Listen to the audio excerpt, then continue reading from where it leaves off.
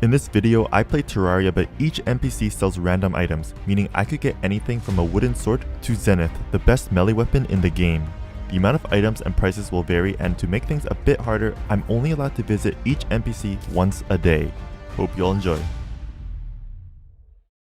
Yo, welcome back everyone. In the last video, I ended up buying some really good weapons like the Terrablade and the SDMG for dirt cheap prices, which made defeating the Wall of Flesh pretty easy, so I'm in hard mode now.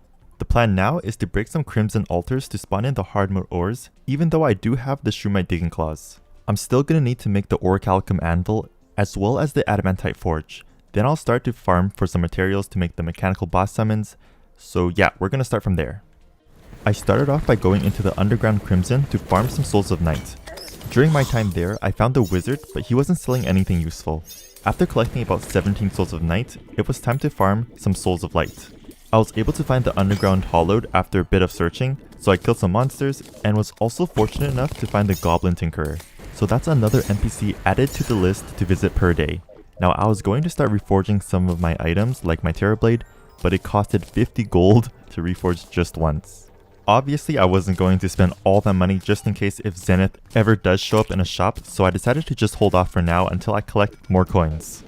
I have enough materials to make the mechanical boss summon. Now all I need is to make the anvil and forge, so I went to the crimson and broke a few altars. After mining some orichalcum and adamantite, I returned back to the surface and crafted the anvil and forge. It was the next day, so it's time to visit the NPCs. I wanted a better helmet than the crimson one I had, and I did find one, the chlorophyte mask, but it costed almost 2 platinum coins, so that was out of my reach. When I talked to the demolitionist, he was selling the rainbow crystal staff, a weapon that can only be obtained by killing Moonlord. It costed only 16 gold, so I sold a few things and purchased it. This weapon will be very useful for killing mobs since it attacks everything around it and has high damage. When I got to the wizard, he was selling the last prism, which is also a post Moonlord weapon. I was thinking really hard about this one because I only had 60 mana and this weapon will use up mana like it's nothing.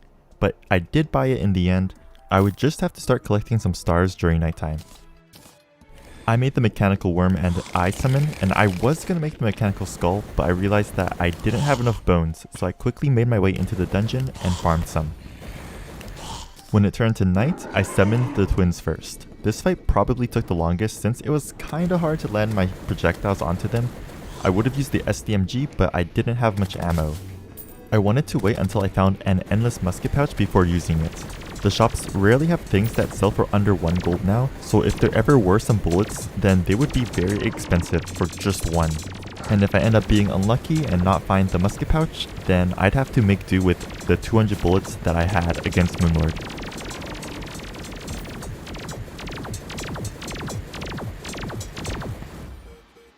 Next up is the Destroyer.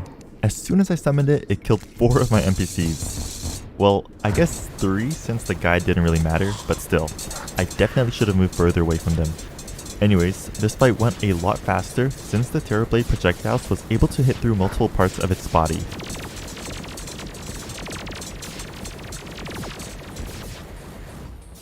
Last but not least, Skeleton Prime.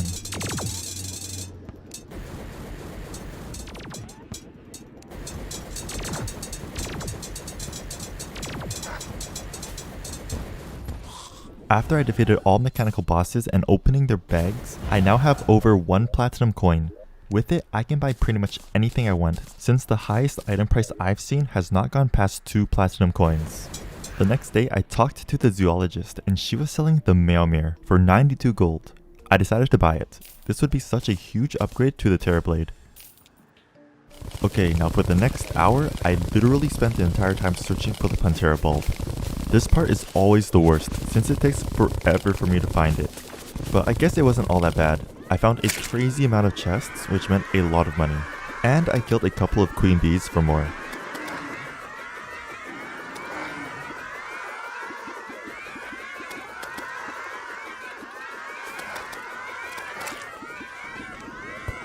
With no luck of finding the bulb, I teleported back home and reforged my Meowmere to sharp, giving it a 10% damage boost.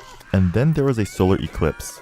Mobs from this event drops a fairly decent amount of money, so I made sure to kill as many as possible. I talked with the witch doctor and he was selling the solar flare helmet for 50 gold. an endgame armor piece which would be perfect for my melee build, so I bought it.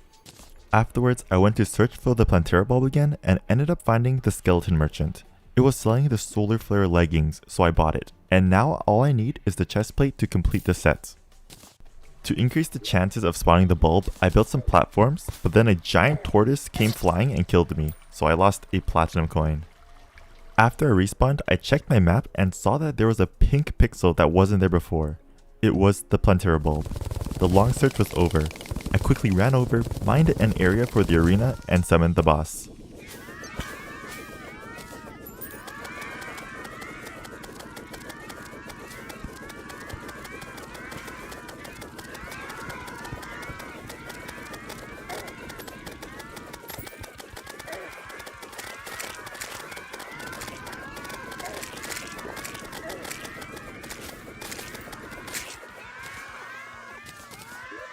Now that I have the temple key, I immediately went to fight the golem.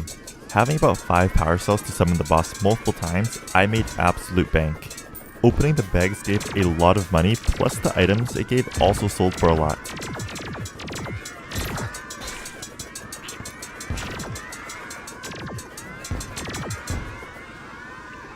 Once I was done at the temple, I made my way to the dungeon to fight the lunatic cultist.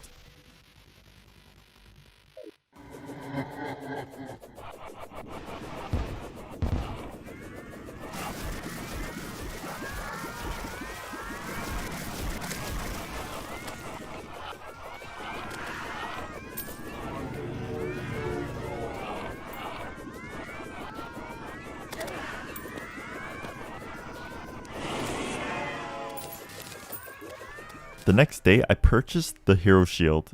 It was a way better version of the cobalt shield since it still has immunity to knockback, but it also gave an extra 9 defense. So at this point, I felt pretty good about fighting Moonlord. I have the best wings in the game and a very strong weapon, so I decided to break the 4 celestial pillars, starting with the vortex pillar, then the solar pillar, then the nebula pillar, and finally the stardust pillar.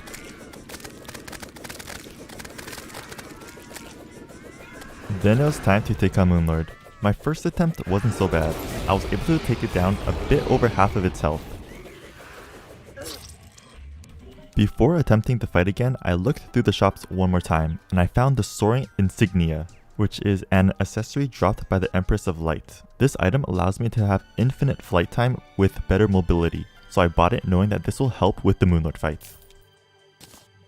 With it, I was able to just fly right over its head and dodge the lasers pretty easily.